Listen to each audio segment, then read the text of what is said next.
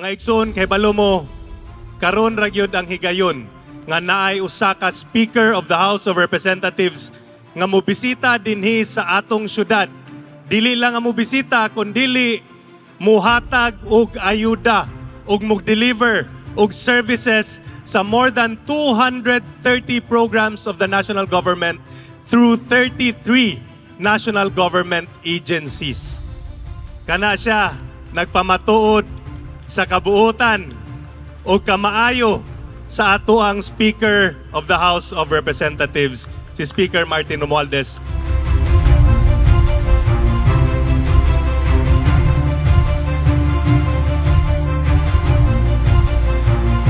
Hello po, Speaker Martin Romualdez. Thank you for bringing Bagong Pilipinas Servicio Fair dito sa Cagayan de Oro City. Marami po kayong natulungan. Thank you po.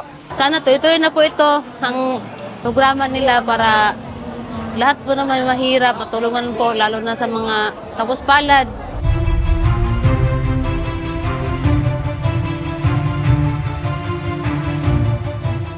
Mga higala, Speaker of the People, Ferdinand Martin G.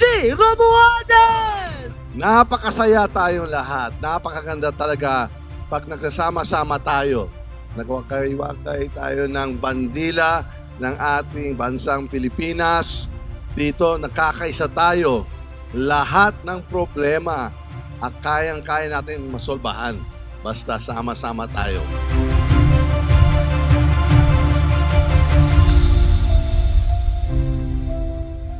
Kaming lahat po sa Kongreso, kami talaga ay gusto lumapit po sa iyo para maging saksi tayo sa itong magandang programa ng Bagong Pilipinas Servicio Fair.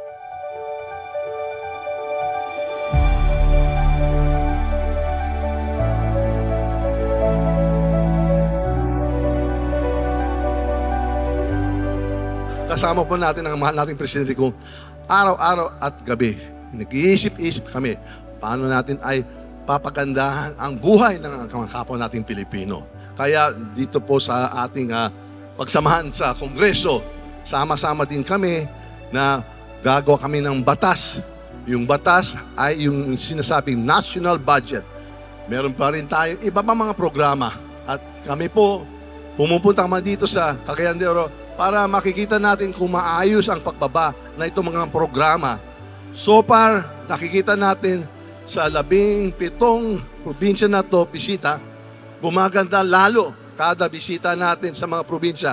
At tatapusin natin lahat ng probinsya sa buong Pilipinas. Kaya po, yun ang commitment po ng ating mahal na presidente. At kami po, sama-sama natin ang ating presidente. Itong Bagong Pilipinas, meron din tayong bagong Kongreso. Kaya po nakikita mo sila lahat. Mga kasamahan ko sa Kongreso, araw-araw, gabi-gabi, kayo po talaga ang prioridad. Kayo po ang dapat talagang iisipin natin kung paano natin ipapaganda natin mga buhay ninyo at i-uplift natin lahat ng kalagayan ninyo.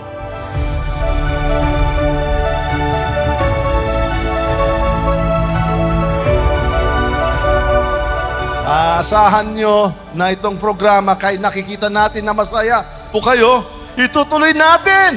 Itutuloy natin! At ipapalawak natin itong programa para abot kaya ang presyong bilhin ng dekalidad na bigas. Kaya yan talaga po ang sinasabi ng ating mahal na presidente. Bawal na may magutom, bawal may malungkot na Pilipino. Kaya nandito po tayo at ngayon saksi po kami lahat dito.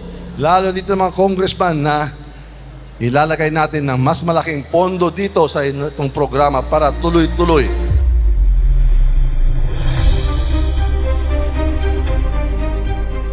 Kami po naman sa Kongreso, kami po ang isang bahagi dito sa Bagong Pilipinas. Kami po ang bagong Kongreso na lumalapit dito sa iyo.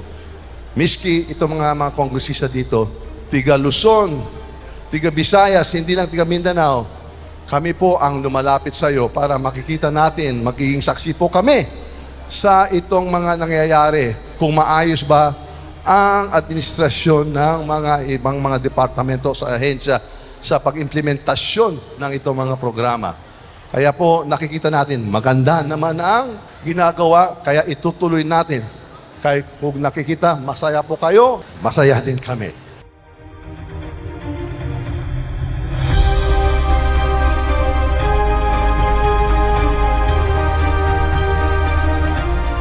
Ang sadya po namin dito ay upang personal na iabot sa ating mga lokal na pamahalaan ang presidential assistance para sa ating mga magsasaka at mangingisda na napinsala, naapektuhan ng El Nino ang ating dinadaan na pagtuyot. Ito ay nakakahalaga ng 10,000 piso na tulong sa mga kwalipikadong magsasaka, mangingisda, at mga pamilyang labis na naapektuhan ng tagtuyot na dinadanas natin ngayon. Maliit na halaga po, ngunit umaasa akong magagamit ninyo ito upang makapagsimula muli.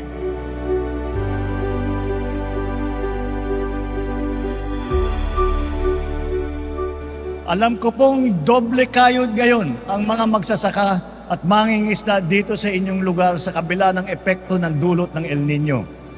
Sa abot ng aming makakaya, gagawin ng pamahalaan ang lahat upang matiyak na ang kinakailangan suporta at tulong ay agad na may paparating sa bawat apektadong pamilya, magsasaka at mangingisda.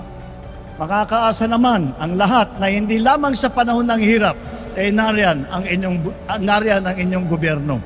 Dahil tuloy-tuloy ang mga programang infrastruktura sa inyong lungsod at rehiyon, gaya ng pagpagawa ng mga paliparan, kalsada at iba pang mga proyekto.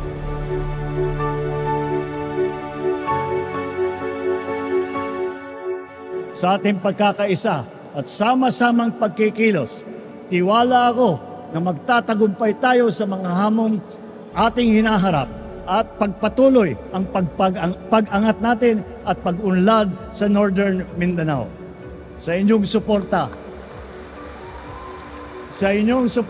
sa inyong tulong at sa ating pagkakaisa, gayon din sa pamamagitan ng ating agarang pagtugon sa pangangailangan ng bawat mamamayan, magiging tagumpay ang ating laban hindi lamang sa tagtuyot at problema sa tubig, kundi pati na rin ang pag-unlad ng ating bansa.